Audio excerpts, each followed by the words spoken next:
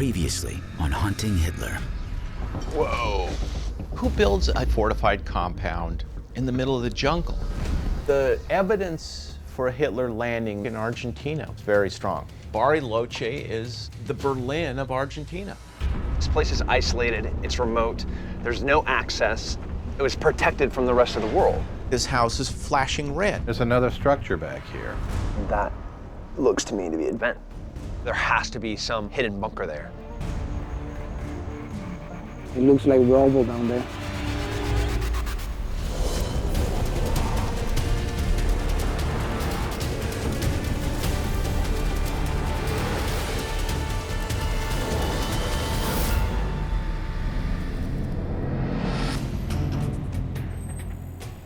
The only thing a vent like that is for a bunker.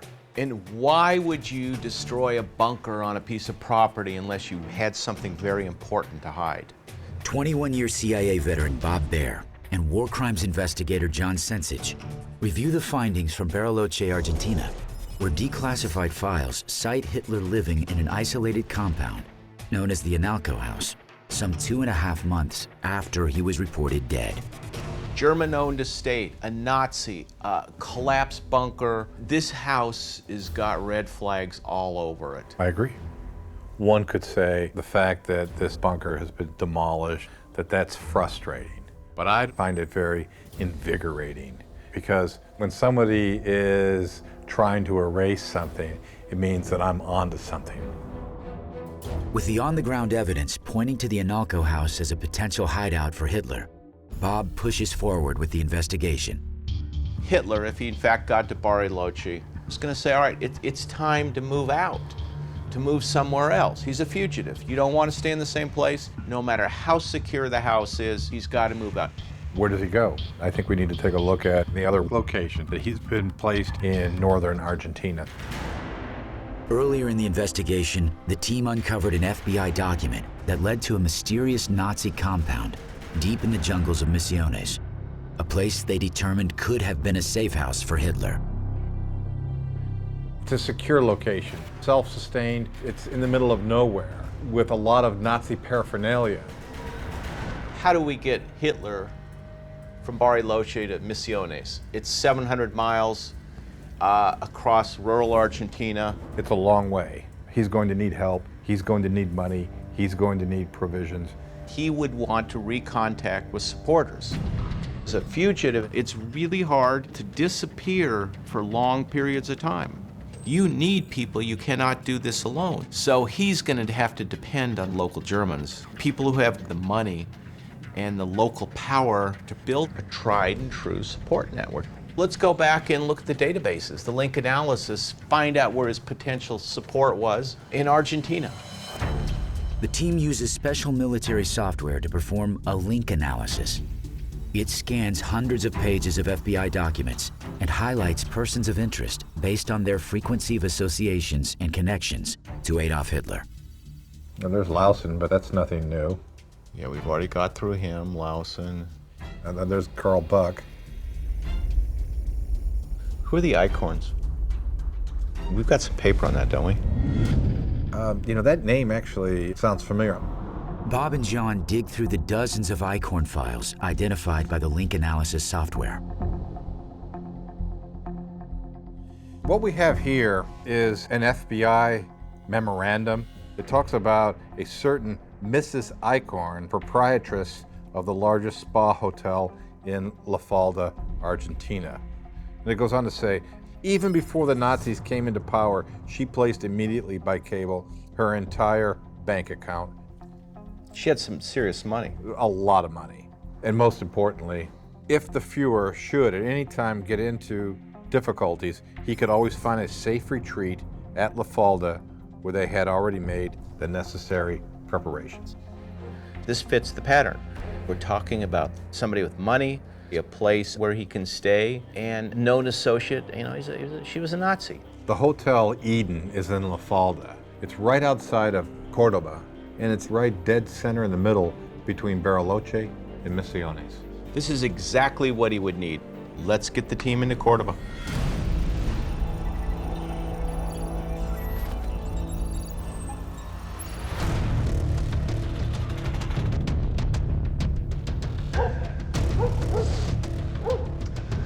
This is kind of creepy.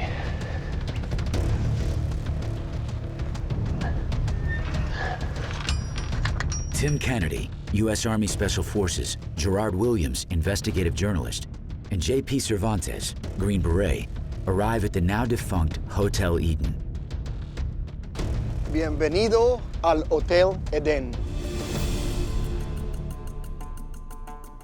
The team makes contact with Ariel Monsoni, a local expert on the hotel's history, to begin the investigation into whether the hotel could have housed Adolf Hitler during a journey through central Argentina. What sort of people came here when the hotel was at its height? Y acá las personalidades que han venido acá apuntaban a las grandes familias de la oligarquía argentina. A lot of nobles came here. You got dukes that came here. You got presidents that came here. Albert Einstein came here. Yeah. Just the best of the best stay here. That was the jewel in the crown of Argentine hotel. There would have had to have been security measures, ways to keep those people safe. Are you aware of anything planned into the hotel to protect those important people? The way that everybody always said that they protected people here, it was using tunnels. Do you know where any of those tunnels could be here? Tenemos una idea de que se ha hablado de los túneles. They have an idea because people have always talked about the tunnels. The thing is that he cannot tell you exactly right here there's one. He knows they're around, but it's something that he can say for certain is right here. We need to dig deeper. JP and I are going to execute the evaluation of Hotel Eden to see if it's suitable to hide a high-value target. JP goes low, trying to find some tunnels, some safe rooms. I'm going high. I'm thinking about security measures. Well, that up there, I think, is the highest peak in the area. You know, this is up there. We're between them both. Having those elevated positions behind you is not ideal.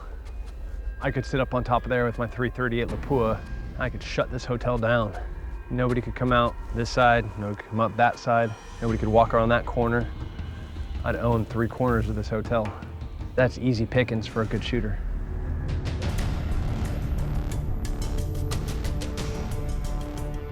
This is the most luxurious hotel in Argentina at that period. Built 1897 and then bought by the Icons in 1912. That was the year the Titanic went down. But they decided that this would become as luxurious as that great liner was.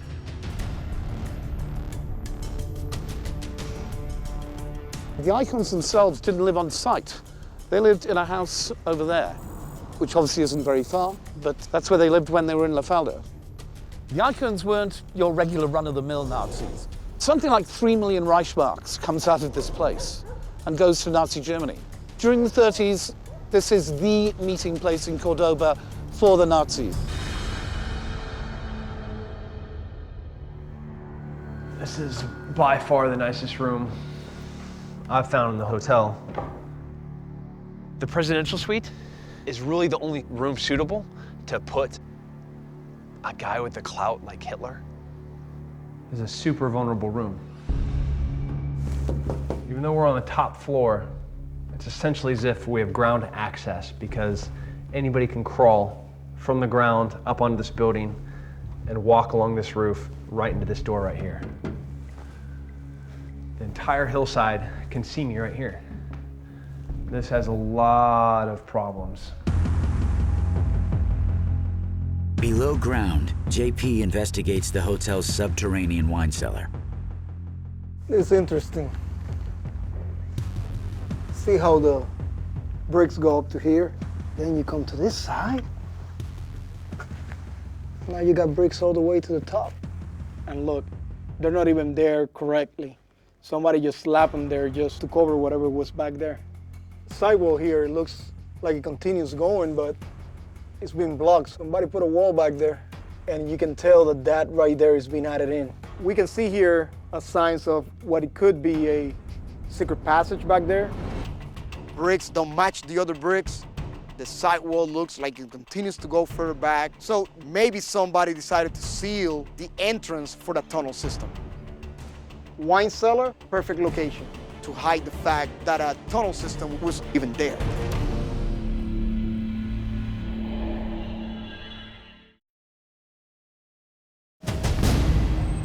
I don't like the Hotel Eden. I mean, there's no sense in putting somebody like Hitler in this hotel. CIA veteran Bob Baer and war crimes investigator John Sensich go over the findings from La Falda, Argentina, where declassified FBI files could place Hitler in contact with two of his closest associates, Ida and Walter Eichhorn, at their luxury hotel Eden. You got staff, it's a public place, you've got presumably guests. Was it closed down while he was there? And that doesn't make sense. Would you close? No, it doesn't fit. He's an easy target. What I see as problematic is that if he is exposed to these other people, that's going to cause chatter. And that information is going to get back to the United States, Germany, Nazi hunters. So that's the biggest threat. Yeah. But there is one lead that we're still pursuing, that there's a possible underground tunnel that goes from the Hotel Eden to another location. I'm arranging to get the ground penetrating radar, the GPR, out. Perhaps we can find what this is. Is this an underground tunnel where someone could have gone into the hotel, they could have gone underground, moved to a more secure location and stayed there for any number of days? Yeah. Everything I've seen, the Nazis like to bury. And let's see what they buried here.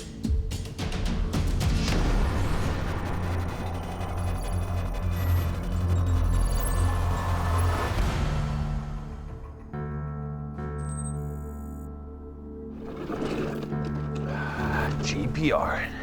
Armed with state-of-the-art ground-penetrating radar, Tim scans for any signs of a secret passage that could have extended outwards from the hotel's bricked-up wine cellar. If we find evidence that there were tunnels here, that really bolsters the idea that Hitler could operate out of this hotel.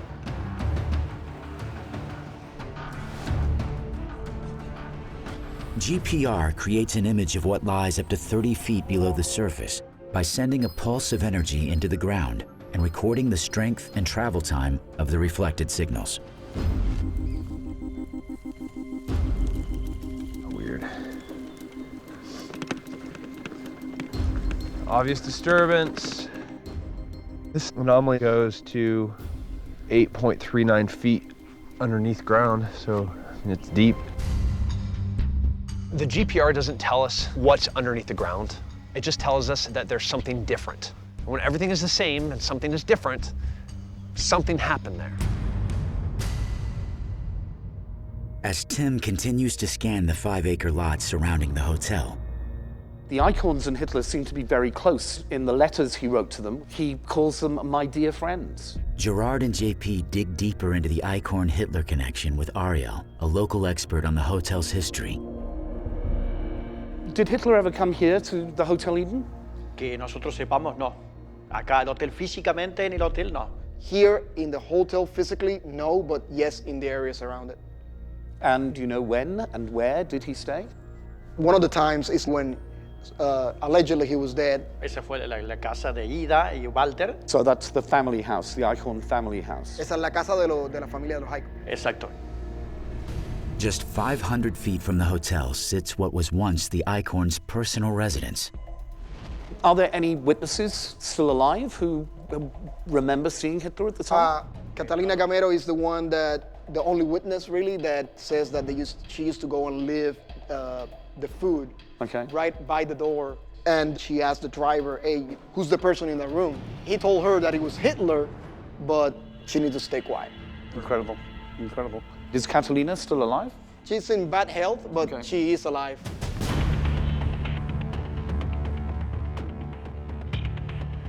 The main eyewitness to Adolf Hitler's presence here is a lady called Catalina Gamero, who is not very well, and we're not going to push her because she's an old lady. But I really want to meet the person who saw Hitler in La Falda. Hi there, I'm here to interview Catalina. Permiso, señora. Signor Gamero, mucho gusto. Soy Gerardo. In Argentina, people will not talk about this story even 70 years on because they're still scared. So to actually get an eyewitness is quite something. Can you remember how long Hitler stayed in La Falda? ¿Usted se acuerda más o menos cuánto tiempo estuvo Hitler? Como 9, 10. 9, 10 días? Between 9 and 10 days. Okay. When did Hitler come to La Falda? He been here after the Second World War, and he stayed at the Acorns family. At the family house. When Hitler stayed at the house in La Falda, what do you remember?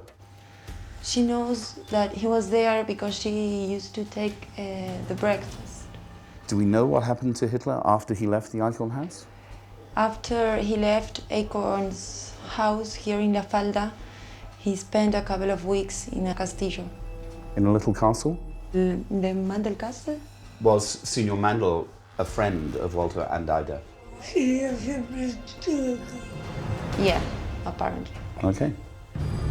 Well, what she told us is that Hitler came to stay here at La Falda, not at Hotel Eden, but in the Icon's private property, which is right next to the hotel. It's confirmation from a real human being that Adolf Hitler didn't die in the bunker in 1945. The interesting thing for me, and it always has been, is that the witnesses I've interviewed have never wanted any money. They simply want to get it off their chest. And they're all dying. They're all in their 90s. And that's something that we have to take into account. Why would a woman of this age, a normal mum who's got grandkids and everything else, why would she tell lies?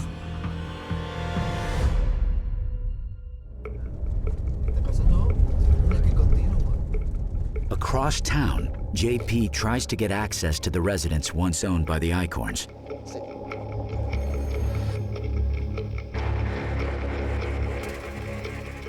Esta es propiedad privada. Con permiso, señor. ¿Podría hablar con usted un momento? Váyanse, si no llamo a la policía. But is turned away by the current owner. Nazis, that subject is off limits. Back at Hotel Eden, Tim completes his scans of the 5-acre lot in search of any underground construction that could allow for secret access to the hotel's wine cellar. You're just marking anomalies, not really seeing what's going on until you take a step back and look at kind of the picture that you've painted, just stroke after stroke, and you see stuff like this. This is very dense, and this isn't a perfect line. Really suspicious. It's like a runway straight up towards the Icorn's house. That's not random. That's not an accident. I have to know exactly what it is down there.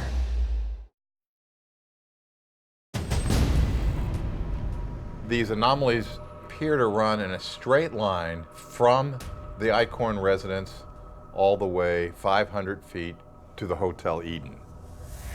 Bob and John discuss the ground-penetrating radar results that suggest that there could be a secret passageway connecting Hotel Eden to the personal residence of known Nazi associates, the Icorns. This could be a way to hide somebody who may have come into the hotel and then taken to the residence. What other explanations could there be for a tunnel? You and I don't build tunnels outside of our houses, under the ground, across to the neighbor's place. It's suspicious. Now, suddenly, the Eden Hotel is making a lot more sense. Hitler is trying to reattach himself to German colonies in Argentina. He's got to get out and meet people. So this gives him the ability to go back and forth, not to be seen. Well, who was he meeting? I mean, it must have been somebody fairly important. Well, we do have the eyewitness, Catalina. Did Hitler stay elsewhere in Cordoba? He spent a couple of weeks in a castillo. The Mandel Castle? She tells us that Hitler had met with another known Nazi associate by the name of Fritz Mandel. Fritz Mandel, who was he? He's in some files, right? He certainly is. So here we have a 1944 FBI document. Then it talks about Fritz Mandel being a former Austrian munitions king who recently converted his bicycle factories into an Argentine plant for manufacturing of munitions. He's an arms dealer. Absolutely.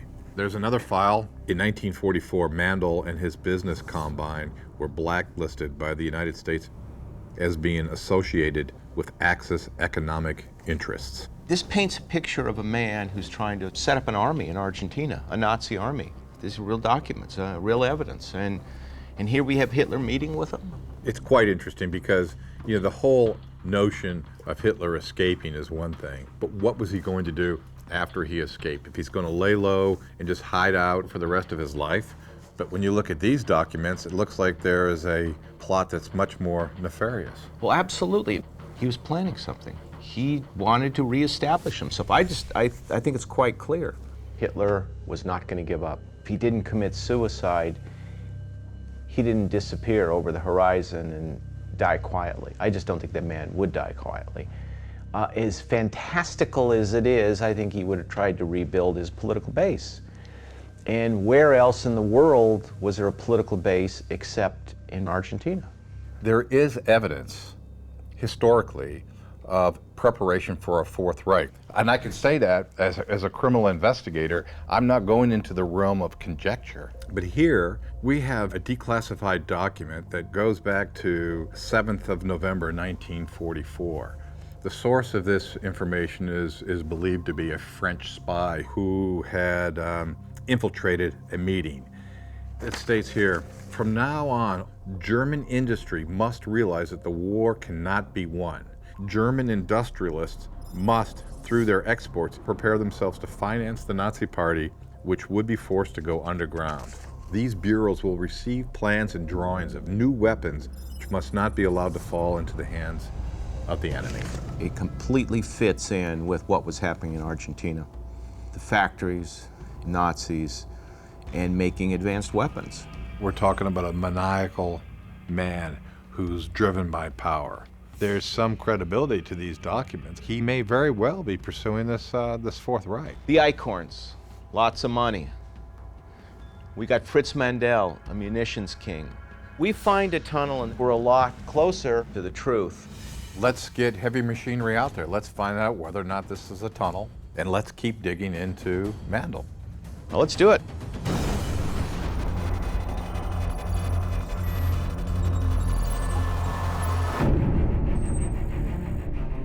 Every job has a tool. Sometimes you need a scalpel, make just precision cuts. Other times you need a gigantic diesel-powered backhoe. We're just gonna be going off this way, kind of to the left, through that gate. Tim Kennedy prepares to investigate the area where the ground-penetrating radar revealed a possible underground passage connecting Hotel Eden to the Eichhorns' personal home. The team has secured unprecedented permission to dig on this historic site. A lot of area to cover. Good. Had to bring in the big guns. There it is. El Castillo de Mandel. El Castillo de Mandel. 11 miles away, Gerard and JP investigate the residence of reported Nazi munitions dealer, Fritz Mandel. His father was the biggest munitions manufacturer in Austria.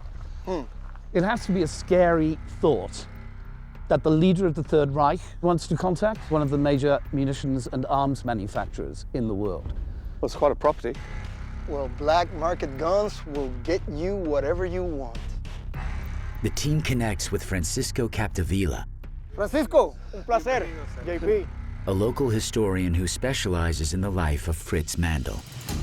What can Francisco tell us about how Mandel made his money while he was in Argentina?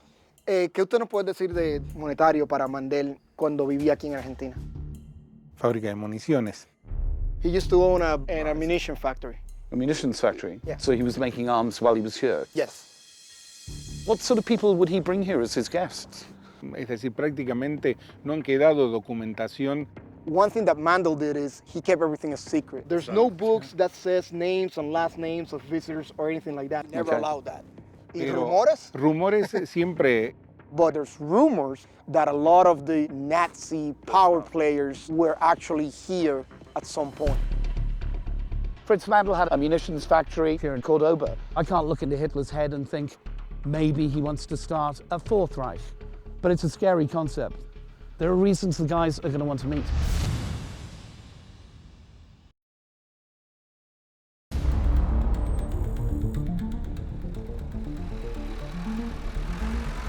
The depths are perfect for where you'd want to tunnel, 6 feet under the surface.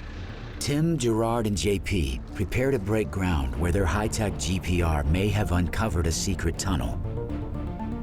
We're in the back quarter of the gardens of the Eden Hotel. The flags seem to point in a line directly towards properties owned by the Eichhorn family. And as we know, the Eichhorns were not run-of-the-mill Nazis. These were important people. An FBI report suggests that the Eichhorns, the wealthy owners of the Hotel Eden, could have aided Hitler if he came to this part of Argentina. The team believes that if a tunnel did exist under the hotel, We're good. it could have facilitated secret meetings between Hitler and Fritz Mandl, a munitions king with Nazi ties operating in the area. This is the epicenter for Nazism in the entire region. If Hitler had dreams or aspirations of rising back to power, this is the place to do it. Yeah, buddy. If we find evidence that there were tunnels here, that might put a little bit of truth to that. This is the spot. And we know it's 6 feet down. So we dig down 3 feet. See if we find anything. Yep, take some shovels, start snooping. Don't find anything. Go down another foot and continue.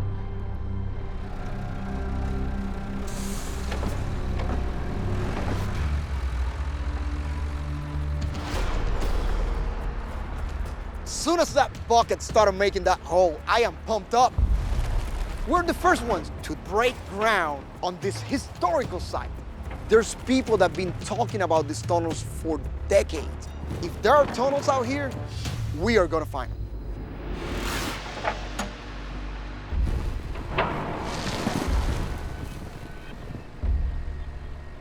Go deep, baby, go deep.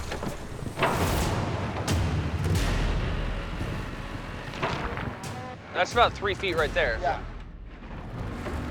We're digging, we're digging. There's a lot of anxiety about finding anything at all.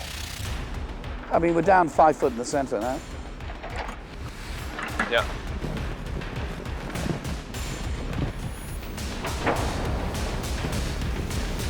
Something just fell in.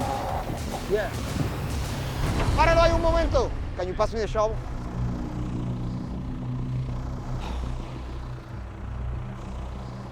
Tim? Yeah. That's not rock. No? This is plaster. Let me see it. Really? Let me see. Oh no, that's not rock. No, it's surfaced. Holy. Looking at the stone, we see it's perfectly smooth, faced plaster. We're 6 feet underground, and we found the first real evidence that there's something here. It's crazy. Oh, you can see it right there. The size of that bit. This is man-made. We're on a cold case that nobody's had an opportunity to explore. And here we are, breaking ground and finding significant forensic evidence that there are hidden tunnels under Hotel Eden. The team digs deeper in search of more physical evidence of tunnel construction. But we're now down about 8 feet, aren't we? Bucket goes down again. Keeps hitting something big right there. And then we start finding these gigantic rocks. Now that right there. That was cut and shaped. That is cut and shaped, yep. The other one. Another yeah, one. they're not naturally occurring. No. These are Look at this. stonemasons' work. Oh, wow. We're finding tons of man-made, chiseled shaped rock.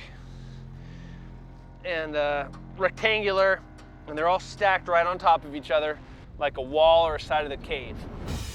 The findings suggest the tunnel was constructed from the larger rectangular stones and sealed with interior plaster. The structure most likely collapsed, causing the stones to disperse and the plaster to deteriorate with time and exposure to the elements. Tim? Yeah. They're all coming out in a line with those flags. Yeah, exactly. With the what? Those flags Those that you got going flags that way. You marked anomalies on earlier. Look up, right there. Look at those flags. You're right. Holy. Knowing that the Eichhorn's house is straight up the hill in line with where we're digging, you know, it's like, come on, you know, this is unreal.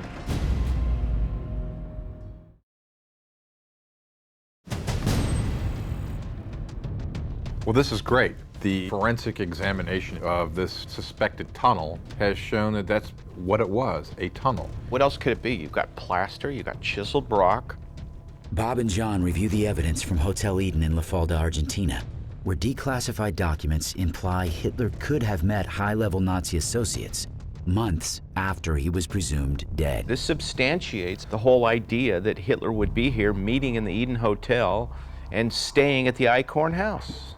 You've got a Nazi arms manufacturer You got a secret tunnel all in the same area, and we have FBI reports putting Hitler at the Eden Hotel. You know, we put all these pieces together, and, you know, good explanation is the Hotel Eden is where he started to consider starting the Fourth Reich. He brings these people together at La Falda, gives them orders, reassures people he's still ahead of this. And while they're putting their plans together, he disappears in the jungle. If you want to hide out while things are coming together, go to Misiones. We have dozens upon dozens of sightings of Hitler throughout 1945. But then everything goes cold. He seems to drop off the face of the earth. Is not a coincidence. Working under the theory that Hitler could have laid out his vision for the future at Hotel Eden, then retreated to the jungle compound in Misiones for an extended period, Bob and John scour the declassified files for any signs of when and where he might have reemerged from seclusion. Oh, here's one, dated July 9th, 1947, referring to a casino, a town in Brazil that's about 500 miles from Misiones. The source of this information is a French secret agent. He goes on to relate the following.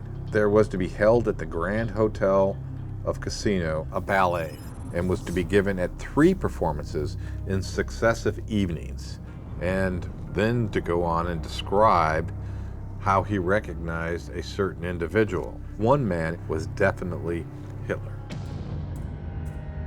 1947 comes along, and all of a sudden, back on the radar. The sighting of Hitler occurred during the first alleged performance. He's back. Question is, what's he up to? One thing of unusual interest, he reported that he had seen a large radio station near the hotel, and that the station was peculiar in that the antenna, which was quite lengthy, was parallel to the ground instead of perpendicular. For my area of expertise, if it is parallel to the ground rather than vertical, there's actually better gain. That indicates you certainly could communicate to many places all over the world. What it does is put Hitler back on the scene in 47, and you have what appears to be a military-like transmitter. If Hitler were going to re-enter the world scene, he would need communications. You cannot start the Fourth Reich without communication. We've got some meat here. On the face of it, Hitler at the ballet makes no sense at all. But the source provided details which our team can check out. Was this hotel in existence? Did these ballet performances take place? If we can confirm it, it will give a substance to this report. Let's get the team into Brazil. Brazil it is.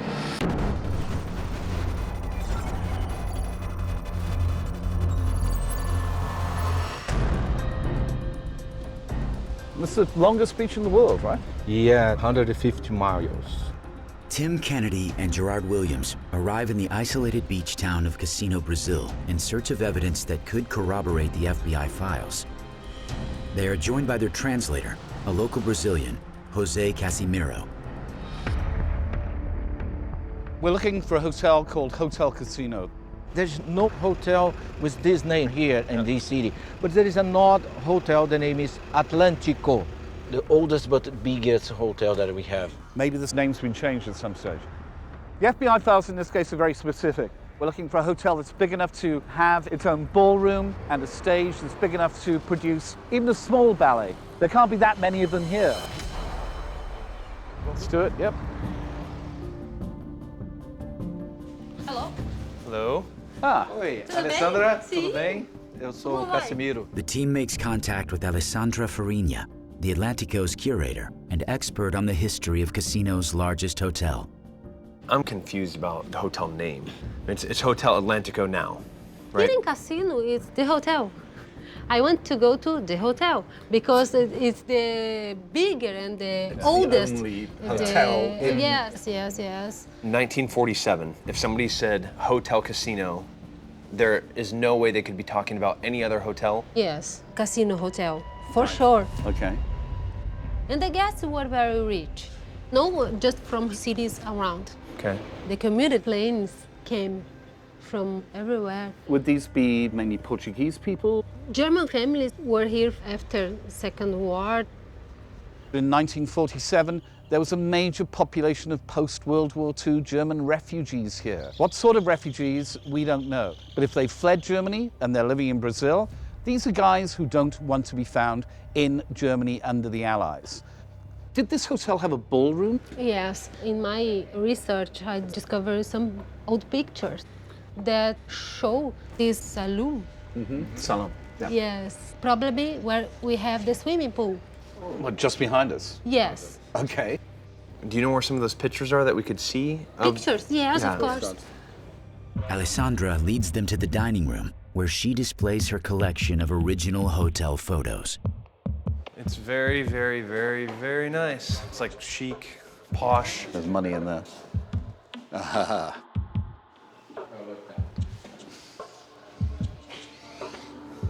What's that? That's a stage. That's a stage. This is the salon here? Yes. That's easily 200 people. Yeah. Been here a few hours, and we have a significant informant that is conclusively corroborating that there was a hotel here. It was called Hotel Casino, and it had a ballroom. And it is the exclusive and most prestigious hotel, not only in the city, but pretty much in the entire region. It's just getting good. This place is convenient because it's away from everything. It's very convenient for the people we think who came here in 1947.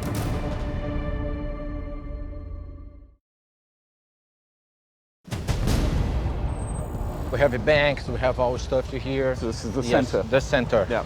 Gerard Williams, Tim Kennedy, and their translator make their way through the small town of Casino, Brazil, where an FBI report places Hitler attending a ballet at a local hotel in close proximity to high-tech communications equipment, 2 years after he was believed dead.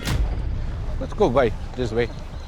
After confirming that the Hotel Atlantico existed at the time and had a ballroom matching the description in the FBI files, the team visits the city archives to confirm whether the 3-night ballet performance happened at all. This is gorgeous.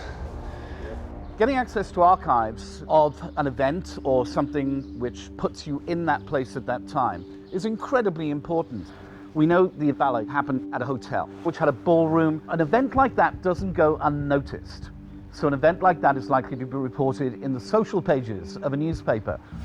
How many big social events like that were there in Casino, right? Not very many. It doesn't seem like they'd have huge ballets.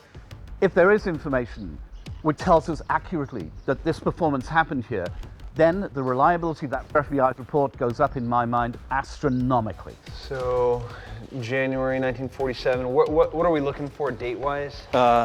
Hoover gets this report on his desk in June 1947. So I think it probably refers to sometime between February and March.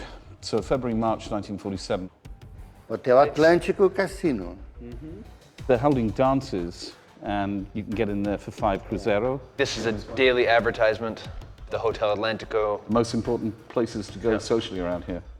They're almost on every single page.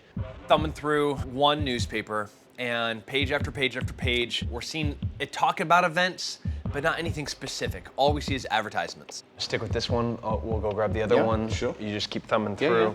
I got a different newspaper from 1947. So I have the Gazette. This one has a bunch of advertisements in it as well. Okay. I'm at 1 February. Socials. I have nothing. I have something right here. Where? I have a beautiful girl dancing. Yeah, it's definitely it. Yeah, it's a ballet dancer. Can't miss her. Yeah. What does this say? Tomorrow, Hotel Atlantic and Casino, stars of the world in ballet. This is real. Right on the front page, we see a picture of this ballerina. There's an advertisement for it. Stars of the world ballet in the Hotel Atlantico Casino. Dates 6 and 7 February. It's the exact date range that the FBI files said that there'd be a ballet. That's incredible.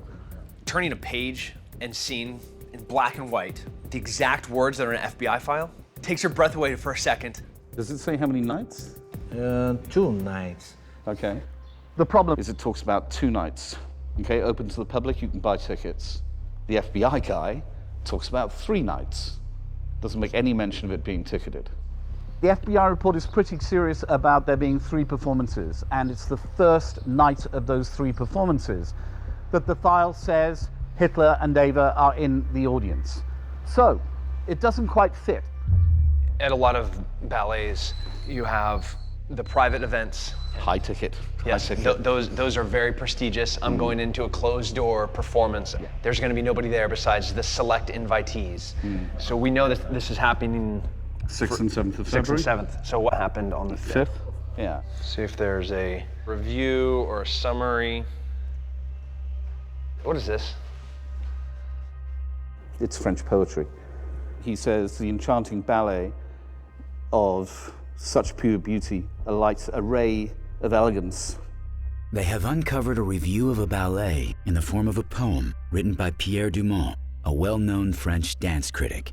How do we know that he was there, and how do we know that he wrote this poem because he saw the ballet? He names the ballet dancer here, the prima ballerina, Leskova. Leskova.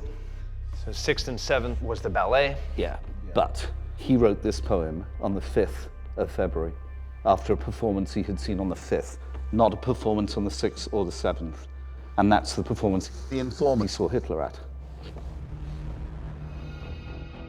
We've found archive proof that a ballet took place here in February 1947. This is for invite only. These are for people who need to be there. I can't step inside the mind of Adolf Hitler that day when he was sitting at a table watching a ballet surrounded by important, wealthy people. If I just ruled the whole of Europe and just lost militarily, I doubt whether he's thinking, gosh, that's a lovely prima ballerina. He's thinking, who amongst these people can I be talking to? Who amongst these people may be able to help us get back? Just amazing.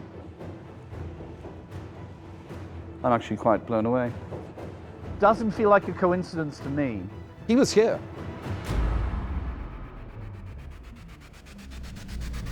Next time on Hunting Hitler. This is a hotbed of Nazis in Casino. It's the right kind of environment that Hitler would look for. This FBI document, it's almost like a treasure map, giving us step after step and which way to turn. Right here, this house right here. What can you tell us about the people that owned it? Achavam que ele era nazista. According to the report, Hitler's moving north. Once they landed in Bogota, Colombia, the pilots burned the planes and the remains were submerged in the nearby marsh. We're at the end of the story here. We find this airplane, we're going to be making history. That is something we're definitely going to dive on. Look at that. Might be the frame of a wing. Holy crap.